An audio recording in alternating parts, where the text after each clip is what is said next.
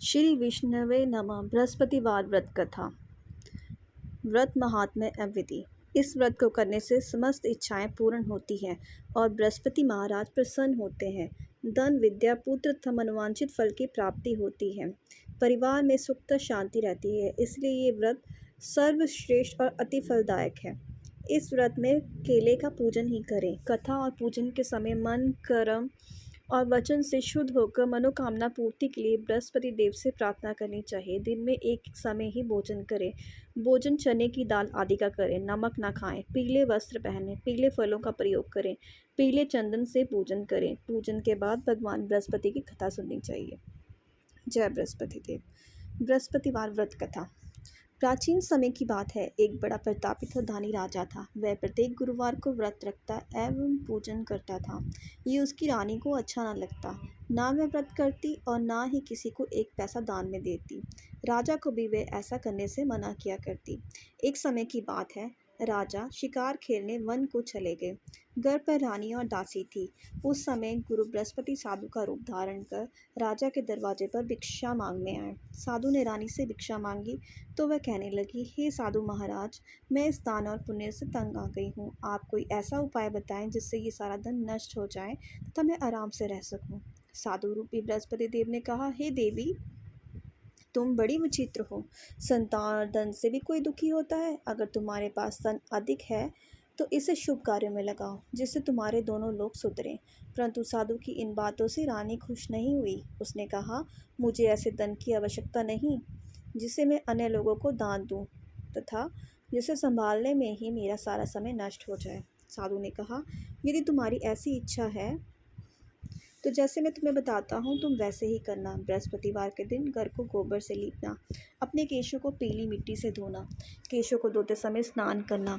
राजा से हजामत बनाने को कहना। भोजन में मांस मदिरा खाना। कपड़ा धोबी के यहाँ धुलने डालना। इस प्रकार 7 बृहस्पतिवार करने से तुम्हारा सब धन नष्ट हो जाएगा। इतना कहकर साधु बने बृहस्पति देव अंतर्ध्यान हो गए। साधु के कहे अनुसार करते हुए रानी को केवल 3 बृहस्पतिवार ही बीते थे कि उसकी समस्त धन संपत्ति नष्ट हो गई। भोजन के लिए परिवार तरसने लगा। एक दिन राजा रानी से बोला, हे रानी, तुम यहीं रहो, मैं दूसरे देश को जाता हूँ क्योंकि यहाँ पर मुझे सभी जानते हैं, इसलिए मैं यहाँ कोई छोटा कार्य नहीं कर सकता। ऐसा कहकर राजा परदेश चला गया। वहाँ वह जंगल से लकड़ी काट कर लाता और शहर में बेचता। इस तरह वह अपना जीवन व्यतीत करने लगा। इधर राजा के बिना रानी और दासी दुखी रहने लगी। एक समय जब रानी और दासियों को 7 दिन बिना भोजन के रहना पड़ा तो रानी ने अपनी दासी से कहा, हे दासी, पास ही के नगर में मेरी बहन रहती है, वह बड़ी धनवान है, तो उसके पास जा और कुछ ले आ ताकि थोड़ा बहुत गुजर बसर हो जाए। दासी रानी की बहन के पास गई। उस दिन बृहस्पतिवार था। रानी की बहन उस समय बृहस्पतिवार की कथा सुन रही थी। दासी ने रानी की बहन को अपनी रानी का संदेश दिया, लेकिन रानी की बहन ने कोई उत्तर नहीं दिया। जब दासी को रानी की बहन से कोई उत्तर नहीं मिला तो वह बहुत दुखी हुई। उसे क्रोध भी आया। दासी ने वापस आकर रानी को सारी बात बता दी। सुनकर रानी ने अपने भाग्य को कोसा। उधर रानी की बहन ने सोचा कि मेरी बहन की दासी आई थी, परंतु मैं उससे नहीं बोली, इससे वह बहुत दुखी हुई होंगी। कथा सुनकर और पूजन समाप्त कर वे अपनी बहन के घर कहने लगे, हे बहन, मैं बृहस्पतिवार का व्रत कर रही थी, तुम्हारी दासी गई, परंतु जब तक कथा होती है तब तक ना उठते हैं और ना बोलते हैं, इसलिए मैं नहीं बोली। कहो दासी क्यों गई थी? रानी बोली, बहन, हमारे घर अनाज नहीं था। ऐसा कहते कहते रानी की आंखें भर आई। उसने दासियों समेत भूखा रहने की बात भी अपनी बहन को बता दी। रानी की बहन बोली, बहन देखो, बृहस्पति देव भगवान सबकी मनोकामना पूर्ण करते हैं। देखो, शायद तुम्हारे घर में अनाज रखा हो। ये सुनकर दासी घर के अंदर गई तो वहाँ उसे एक घड़ा अनाज का बड़ा मिल गया। उसे बड़ी हैरानी हुई क्योंकि उसने एक एक बर्तन देख लिया था। उसने बाहर आकर रानी को बताया। दासी रानी से कहने लगी, हे रानी, जब हमको अन्न नहीं मिलता तो हम व्रत ही तो करते हैं, इसलिए क्यों ना इनसे व्रत और कथा की विधि पूछ ली जाए, हम भी व्रत क्या करेंगे। दासी के कहने पर रानी ने अपनी बहन से बृहस्पतिवार व्रत के बारे में पूछा। उसकी बहन ने बताया, बृहस्पतिवार के व्रत में चने की दाल और मुनक्का से विष्णु भगवान के केले की जड़ में पूजन करें तथा दीपक जलावें। पीला भोजन करें तथा कथा सुने। इससे गुरु भगवान बृहस्पति प्रसन्न होते हैं, मनोकामना पूर्ण करते हैं। व्रत और पूजन की विधि बताकर रानी की बहन अपने घर लौट गई। रानी और दासी दोनों ने निश्चय किया कि बृहस्पति देव भगवान का पूजन जरूर करेंगे। 7 रोज बाद जब बृहस्पतिवार आया तो उन्होंने व्रत रखा। गुड़साल में जाकर चना और गुड़ बीन लाई तथा उसकी दाल से केले की जड़ तथा विष्णु भगवान का पूजन किया। अब पीला भोजन कहाँ से आए? दोनों बड़ी दुखी हुई, परंतु उन्होंने व्रत किया था इसलिए बृहस्पति भगवान प्रसन्न थे। एक साधारण व्यक्ति के रूप में वे 2 थालों में पीला भोजन लेकर आए और दासी को देकर बोले, हे दासी, ये भोजन तुम्हारे लिए और तुम्हारी रानी के लिए है, इसे तुम दोनों ग्रहण करना। दासी भोजन पाकर बहुत प्रसन्न हुई। उसने रानी को सारी बात बताई। उसके बाद से प्रत्येक बृहस्पतिवार को गुरु भगवान का व्रत और पूजन करने लगी। बृहस्पति भगवान की कृपा से उनके पास धन हो गया, परंतु रानी फिर पहले की तरह आलस्य करने लगी। तब दासी बोली, देखो रानी, तुम पहले भी इस प्रकार आलस्य करती थी, तुम्हें धन के रखने में कष्ट होता था, इस कारण सभी धन नष्ट हो गया। अब गुरु भगवान की कृपा से धन मिला है तो फिर तुम्हें आलस्य होता है। बड़ी मुसीबतों के बाद हमने ये धन पाया है, इसलिए हमें दान पुण्य करना चाहिए। अब तुम भूखे मनुष्यों को भोजन करवाओ, प्याऊ लगवाओ, ब्राह्मणों को दान दो, कुआं, तालाब, बावड़ी आदि का निर्माण करवाओ, मंदिर, पाठशाला बनवाकर ज्ञान दान दो, कुंवारी कन्याओं का विवाह करवाओ, अर्थात धन को शुभ कार्यों में खर्च करो, जिससे तुम्हारे कुल का यश बढ़े तथा स्वर्ग प्राप्त हो और पितृ प्रसन्न हो। दासी की बात मानकर रानी शुभ कर्म करने लगी, उसका यश फैलने लगा। एक दिन रानी और दासी आपस में विचार करने लगे कि ना जाने राजा किस दशा में होंगे। उनकी कोई खोज खबर भी नहीं। उन्होंने श्रद्धापूर्वक गुरु बृहस्पति भगवान से प्रार्थना की कि राजा जहाँ कहीं भी हो शीघ्र वापस आ जाए। उधर राजा प्रदेश में बहुत दुखी रहने लगा। वह प्रतिदिन जंगल से लकड़ी बीन कर लाता और उसे शहर में बेचकर अपने दुखी जीवन को बड़ी कठिनता से व्यतीत करता। एक दिन दुखी हो अपनी पुरानी बातों को याद करके वह रोने लगा और उदास हो गया। उसी समय राजा के पास बृहस्पति देव साधु के वेश में आकर बोले, हे लकड़हारे, तुम इस सुनसान जंगल में किस चिंता में बैठे हो, मुझे बतलाओ। ये सुन राजा के नेत्रों से जल भर आया। साधु की वंदना कर राजा ने अपनी संपूर्ण कहानी सुना दी। महात्मा दयालु होते हैं। वे राजा से बोले, हे राजा, तुम्हारी पत्नी ने बृहस्पति देव के प्रति अपराध किया था, जिसके कारण तुम्हारी ये दशा हुई। अब तुम किसी प्रकार की चिंता मत करो, भगवान तुम्हें पहले से अधिक धन देंगे। देखो, तुम्हारी पत्नी ने बृहस्पतिवार का व्रत प्रारंभ कर दिया है। अब तुम भी बृहस्पतिवार का व्रत करके चने की दाल व गुड़ जल के लोटे में डालकर केले का पूजन करो, फिर कथा कहो या सुनो, भगवान तुम्हारी सब मनोकामनाओं को पूर्ण करेंगे। साधु की बात सुनकर राजा बोला, हे प्रभु, लकड़ी बेचकर तो इतना पैसा भी नहीं बचता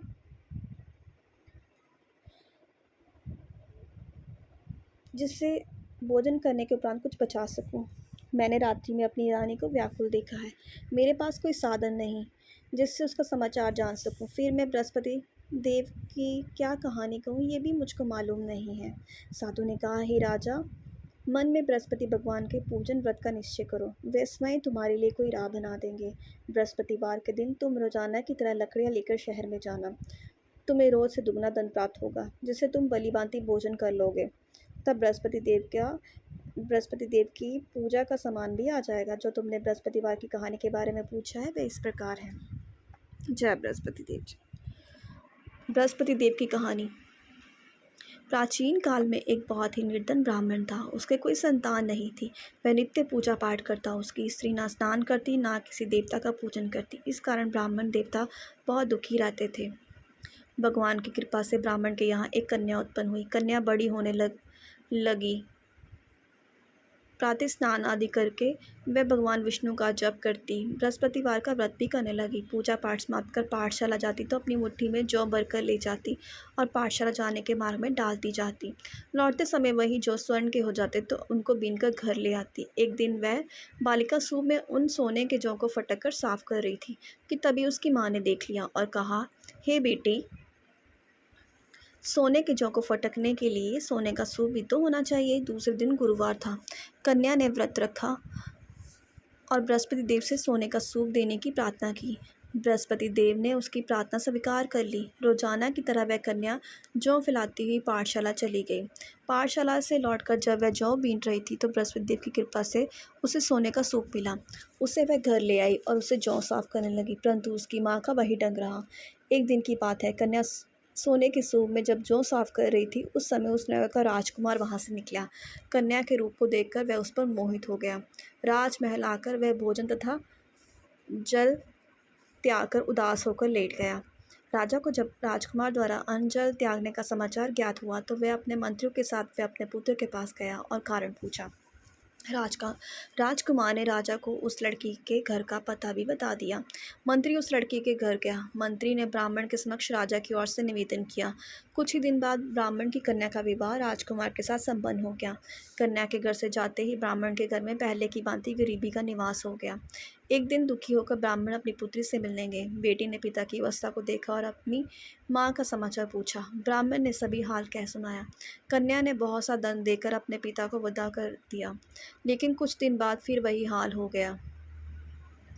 ब्राह्मण फिर अपनी कन्या के यहाँ गया और सभी हाल कहा तो पुत्री बोली, हे पिताजी, आप माता जी को यहाँ लिवा लाओ। मैं उन्हें वह विधि बता दूंगी जिससे गरीबी दूर हो जाए। ब्राह्मण देवता अपनी स्त्री को साथ लेकर अपनी पुत्री के पास राजमहल पहुँचे तो पुत्री अपनी माँ को समझाने लगी, हे माँ, तुम प्रातःकाल स्नान आदि करके विष्णु भगवान का पूजन करो तो सब दरिद्रता दूर हो जाएगी। परंतु उसकी माँ ने उसकी एक भी बात नहीं मानी। वह प्रातःकाल उठकर अपनी पुत्री का बचा जूठन खा लेती थी। एक दिन उसकी पुत्री को बहुत गुस्सा आया। उसने अपनी माँ को एक कोठरी में बंद कर दिया। प्रातः उसे स्नान आदि करा के पूजा पाठ करवाया तो उसकी माँ की बुद्धि ठीक हो गई। इसके बाद वह नियम से पूजा पाठ करने और प्रत्येक बृहस्पतिवार को व्रत रखने लगी। इस व्रत के प्रभाव से मृत्यु के बाद वह स्वर्ग को गई। वह ब्राह्मण भी सुखपूर्वक इस लोक का सुख भोगकर स्वर्ग को प्राप्त हुआ। इस तरह कहानी कहकर सब देवता वहाँ से लोप हो गए। धीरे धीरे समय व्यतीत होने पर फिर बृहस्पतिवार का दिन आया। राजा जंगल से लकड़ी काट कर शहर में बेचने गया। उसे उस दिन और दिनों से अधिक धन मिला। राजा ने चना गुड़ आदि लाकर बृहस्पतिवार का व्रत किया। उस दिन से उसके सभी क्लेश दूर हुए, परंतु जब अगले गुरुवार का दिन आया तो वह बृहस्पतिवार का व्रत करना भूल गया। इस कारण बृहस्पति भगवान नाराज हो गए। उस दिन उस नगर के राजा ने विशाल यज्ञ का आयोजन किया था तो अपने समस्त राज्य में घोषणा करवा दी कि सभी मेरे यहाँ भोजन करने आवे, किसी के घर चूल्हा न जले। इस आज्ञा को जो ना मानेगा उसको फांसी दे दी जाएगी। राजा की आज्ञा अनुसार राज्य के सभी वासी राजा के भोज में सम्मिलित हुए, लेकिन लकड़हारा कुछ देर से पहुंचा, इसलिए राजा उसको अपने साथ महल में ले गए। जब राजा लकड़हारे को भोजन करा रहे थे तब रानी की दृष्टि उस खूंटी पर पड़ी जिस पर उसका हार लटका हुआ था। उसे हार खूंटी पर लटका दिखाई नहीं दिया। रानी को निश्चय हो गया कि मेरा हार इस लकड़हारे ने चुरा लिया है। उसी समय सैनिक बुलवाकर उसको जेल में डलवा दिया। लकड़हारा जेल में विचार करने लगा कि ना जाने कौन से पूर्व जन्म के कर्म से मुझे ये दुख प्राप्त हुआ है, और जंगल में मिले साधु को याद करने लगा। तत्काल बृहस्पति देव साधु के रूप में प्रकट हो गए और कहने लगे, अरे मूर्ख, तूने बृहस्पति देवता की कथा नहीं की, इस कारण तुझे ये दुख प्राप्त हुआ है। अब चिंता मत कर, बृहस्पतिवार के दिन जेल खाने के दरवाजे पर तुझे 4 पैसे पड़े मिलेंगे। उनसे तू बृहस्पति देव की पूजा करना तो तेरे सभी कष्ट दूर हो जाएंगे। अगले बृहस्पतिवार उसे जेल के द्वार पर 4 पैसे मिले। राजा ने पूजा का सामान मंगवाकर कथा कही और प्रसाद बांटा। उसी रात्रि में बृहस्पति देव ने उस नगर के राजा को स्वप्न में कहा, हे राजा, तूने जिसे जेल में बंद किया है उसे कल छोड़ देना, वह निर्दोष है। राजा प्रातःकाल उठा और खूंटी पर हार टंगा देखकर लकड़हारे को बुलाकर क्षमा मांगी था राजा के योग्य सुंदर वस्त्र आभूषण भेंटकर उसे विदा किया। गुरुदेव की आज्ञा अनुसार राजा अपने नगर को चल दिया। राजा जब नगर के निकट पहुंचा तो उसे बड़ा ही आश्चर्य हुआ। नगर में पहले से अधिक बाग, तालाब तक कुएं तथा बहुत सी धर्मशालाएं, मंदिर आदि बने हुए थे। राजा ने पूछा कि ये किसका बाग और धर्मशाला है। तब नगर के सब लोग कहने लगे कि ये सब रानी और दासी द्वारा बनवाए गए हैं। राजा को आश्चर्य हुआ और गुस्सा भी आया। उसकी अनुपस्थिति में रानी के पास धन कहाँ से आया होगा। जब रानी ने ये खबर सुनी कि राजा आ रहे हैं तो उसने अपनी दासी से कहा, हे दासी, देख राजा हमको कितनी बुरी हालत में छोड़ गए थे। वह हमारी ऐसी हालत देखकर लौट ना जाए, इसलिए तू दरवाजे पर खड़ी हो जा। रानी की आज्ञा अनुसार दासी दरवाजे पर खड़ी हो गई और जब राजा आए तो उन्हें अपने साथ महल में लिवा लाए। तब राजा ने क्रोध करके अपनी तलवार निकाली और पूछने लगा, बताओ ये धन तुम्हें कैसे प्राप्त हुआ है। तब रानी ने सारी कथा कह सुनाई। राजा ने निश्चय किया कि मैं रोजाना दिन में 3 बार कथा कहा करूँगा तथा रोज व्रत किया करूँगा। अब हर समय राजा के दुपट्टे में चने की दाल बंधी रहती तथा दिन में 3 बार कथा कहता। एक रोज़ राजा ने विचार किया कि चलो अपनी बहन के यहाँ हुआ। इस तरह का निश्चय कर राजा घोड़े पर सवार हो अपनी बहन के यहाँ चल दिया। मार्ग में उसने देखा कि कुछ आदमी एक मुर्दे को लिए जा रहे हैं। उन्हें रोककर राजा कहने लगा, अरे भाइयों, मेरी बृहस्पति की कथा सुन लो। वे बोले, लो हमारा तो आदमी मर गया है, इसको अपनी कथा की पड़ी है। परंतु कुछ आदमी बोले, अच्छा कहो, हम तुम्हारी कथा भी सुनेंगे। राजा ने दाल निकाली और कथा कहनी शुरू कर दी। जब कथा आदि हुई तो मुर्दा हिलने लगा और जब अब कथा समाप्त हुई तो राम राम करके वह मुर्दा खड़ा हो गया। राजा आगे बढ़ा, उसे चलते चलते शाम हो गई। आगे मार्ग में उसे एक किसान खेत में हल चलाता मिला। राजा ने उससे कथा सुनने का आग्रह किया, लेकिन वह नहीं माना। राजा आगे चल पड़ा। राजा के हटते ही बैल पछाड़ खाकर गिर गए, तब किसान के पेट में बहुत जोर से दर्द होने लगा। उसी समय सब किसान की पत्नी रोटी लेकर आई। उसने जब देखा तो अपने पुत्र से सब हाल पूछा। बेटे ने सभी हाल बता दिया। बुढ़िया दौड़ दौड़ी घुड़सवार के पास गई और उससे बोली, मैं तेरी कथा सुनूंगी, तो अपनी कथा मेरे खेत पर ही चलकर कहना। राजा ने लौटकर बुढ़िया के खेत पर जाकर कथा कही, जिसके सुनते ही बैल खड़े हो गए। किसान के पेट का दर्द भी बंद हो गया। राजा अपनी बहन के घर पहुंचा। बहन ने भाई की खूब मेहमानी की। दूसरे रोज प्रातःकाल राजा जागा तो वह देखने लगा कि सब लोग भोजन कर रहे हैं। राजा ने अपनी बहन से जब पूछा, ऐसा कोई मनुष्य है जिसने भोजन नहीं किया हो, जो मेरी बृहस्पतिवार की कथा सुन ले। बहन बोली, हे भैया, ये देश ऐसा ही है। पहले यहाँ के लोग भोजन करते हैं, बाद में अन्य काम करते हैं। फिर वह कुम्हार के घर गई जिसका लड़का बीमार था। उसे मालूम हुआ कि उसके यहाँ 3 दिन से किसी ने भोजन नहीं किया है। रानी ने अपने भाई की कथा सुनने के लिए कुम्हार से कहा। वह तैयार हो गया। राजा ने जाकर बृहस्पतिवार की कथा कही, जिसको सुनकर उसका लड़का ठीक हो गया। अब तो राजा की प्रशंसा होने लगी। एक दिन राजा ने अपनी बहन से कहा, हे बहन, मैं अब अपने घर जाऊंगा, तुम भी तैयार हो जाओ। राजा की बहन ने अपनी सास से अपने भाई के साथ जाने की आज्ञा मांगी। सास बोली, चली जा, परंतु अपने लड़कों को मत ले जाना, क्योंकि तेरे भाई के कोई संतान नहीं होती है।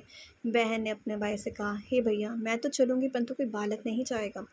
अपनी बहन को भी छोड़कर दुखी मन से राजा अपने नगर को लौट आया। राजा ने अपनी रानी से सारी कथा बताई और बिना भोजन किए वह शैया पर लेट गया। रानी बोली, हे प्रभु, बृहस्पति देव ने हमें सब कुछ दिया है, वे हमें संतान अवश्य देंगे। उसी रात बृहस्पति देव ने राजा को स्वप्न में कहा, हे राजा, उठ, सभी सोच त्याग दे, तेरी रानी गर्भवती है। राजा को ये जानकर बड़ी खुशी हुई। 9वें महीने रानी के गर्भ से एक सुंदर पुत्र पैदा हुआ। तब राजा बोला, हे रानी, स्त्री बिना भोजन के रह सकती है, परंतु बिना कहे नहीं रह सकती। जब मेरी बहन आए तो मुझसे कुछ मत कहना। रानी ने हाँ कर दी। जब राजा की बहन ने ये शुभ समाचार सुना तो वह बहुत खुश हुई और बधाई लेकर अपने भाई के यहाँ आई। रानी ने तब उसे आने का उलाहना दिया। जब भाई अपने साथ ला रहे थे तब डाल गई उसके साथ ना आई और आज अपने आप ही भागी भागी बिना बुलाए आ गई। तो राजा की बहन बोली, भाई, मैं इस प्रकार न कहती तो तुम्हारे घर औलाद कैसे होती। बृहस्पति देव सभी कामनाएं पूर्ण करते हैं। जो सद्भावना पूर्वक बृहस्पतिवार का व्रत करता है एवं कथा पढ़ता है अथवा सुनता है और दूसरों को सुनाता है, बृहस्पति देव उसकी सभी मनोकामनाएं पूर्ण करते हैं, उनकी सदैव रक्षा करते हैं। जो संसार में सद्भावना से गुरुदेव का पूजन एवं व्रत सच्चे हृदय से करते हैं, उनकी सभी मनोकामनाएं वैसे ही पूर्ण होती हैं जैसे सच्ची भावना से रानी और राजा ने बृहस्पति देव की कथा का गुणगान किया तो उनकी सभी इच्छाएं बृहस्पति देव ने पूर्ण की। अनजाने में भी बृहस्पति देव की उपेक्षा न करें, ऐसा करने से सुख शांति नष्ट हो जाती है। इसलिए सबको कथा सुनने के बाद प्रसाद लेकर जाना चाहिए। हृदय से इनका मनन करते हुए जयकारा बोलना चाहिए। इति श्री बृहस्पतिवार व्रत कथा। जय बृहस्पति, जय विष्णु भगवान की जय। आरती बृहस्पति देवता की।